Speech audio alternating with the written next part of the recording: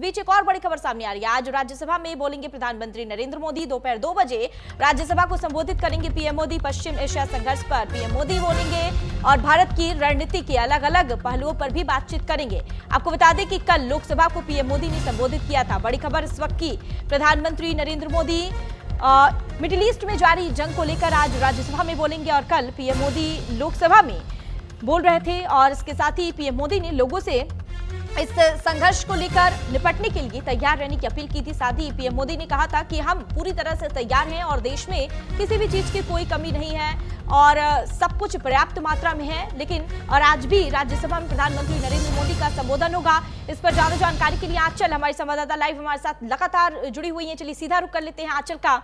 आंचल, कल लोकसभा में प्रधानमंत्री नरेंद्र मोदी ने संबोधित किया था और खासकर मिडिल ईस्ट में मची तबाही को लेकर भी पीएम मोदी ने बड़ा बयान दिया था और आज प्रधानमंत्री राज्यसभा में बोलेंगे, क्या कुछ जानकारी?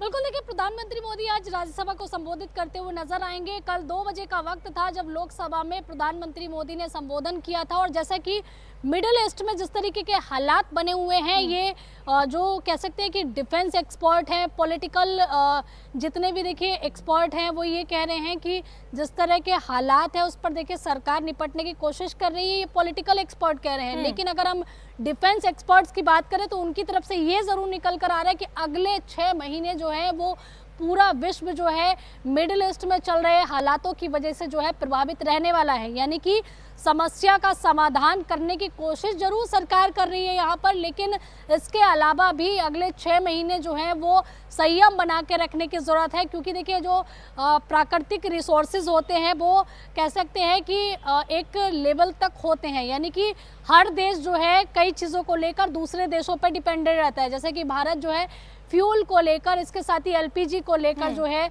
अन्य देशों पर निर्भर है। चाहे हम रूस की बात करें, इसके अलावा चाहे हम ईरान की बात करें या फिर देखिए कई चीज़ों को लेकर हम अमेरिका पे भी डिपेंडेंट है। यानी कि आयात निर्यात का जो सिलसिला है वो चलता रहता है। लेकिन जब युद्ध जैसी स्थिति बनती है तो जाहिर सी बात है कि ऐसे में तनाव जो है वो उस देश में भी होता है जो दूसरे देश से सामान मंगाता है। सेम वही स्थिति जो है वो भारत के साथ में अभी बनी हुई है। और प्रधानमंत्री ने कल लोकसभा में यही बात कही थी कि अभी धैर्य रखने की जरूरत है और विपक्ष में भी या फिर देखिए कुछ और लोग जो भ्रम फैलाने की कोशिश कर रहे हैं कि आप एलपीजी की किल्लत है, फ्यूल की किल्लत है, तो ऐसा बिल्कुल नहीं है। लगातार जो है कई जहाज भारत आ रहे हैं जो कि इस किल्लत को दूर करने की कोशिश को लेकर प्रधानमंत्री नरेंद्र मोदी ने अपना रुख साफ किया था और साथ ही लोगों को सतर्क रहने और लोगों को भ्रम से दूर रहने और अफवाहों से दूर रहने की भी अपील की थी। ठीक है, तमाम जानकारी के लिए आंचल बहुत बहुत शुक्रिया आपका। खबरों में आगे बढ़ने के इस बीच एक और बड़ी खबर सामने आ रही है। वेस्ट एशिया पर विवाद, प्रधानमंत्री नरेंद्र मोदी लोकसभा में बयान देते हुए पीएम मोदी ने कहा कि भारत के उन देशों के साथ बड़े पैमाने पर ट्रेड रिलेशन है जो लड़ाई में है और लड़ाई से प्रभावित है। हमारी क्रूड ऑयल और गैस की जरूरतों के लिए एक बड़े हिस्से के लिए यह इलाका हमारे लिए एक और वजह से भी जरूरी है। लगभग 1 करोड़ भारतीय खाड़ी देशों में रहते हैं लोग और वहां काम करते हैं। वहां कमर्शियल जहाज चलते हैं। भारतीय क्रू मेंबर्स की संख्या भी बहुत ज्यादा है। साथ ही पीएम मोदी ने भारत में रह रहे किसानों को लेकर भी क्या कुछ कहा था, सुनिए। भारत में बड़ी मात्रा में कच्चा तेल, गैस और फर्टिलाइजर जैसी अनेक जरूरी चीजें हॉर्मुज स्ट्रेट के रास्ते से आती हैं। युद्ध के बाद से ही हॉर्मुज स्ट्रेट में जहाजों का आना जाना बहुत चुनौतीपूर्ण हो गया है।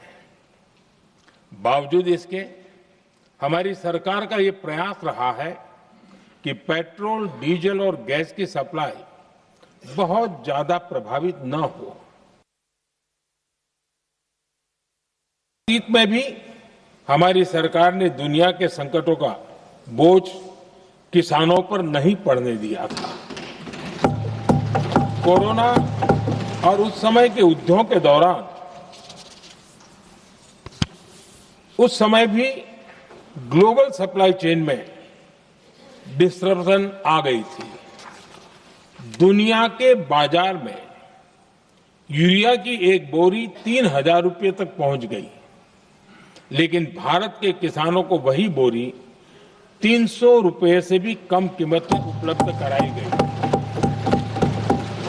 अध्यक्ष जी, देश के किसानों को इस प्रकार के संकटों से बचाने के लिए भी बीते वर्षों में अनेक कदम उठाए गए हैं। अतीत में भी हमारी सरकार ने दुनिया के संकटों का बोझ किसानों पर नहीं पड़ने दिया था। अतीत में भी हमारी सरकार ने दुनिया।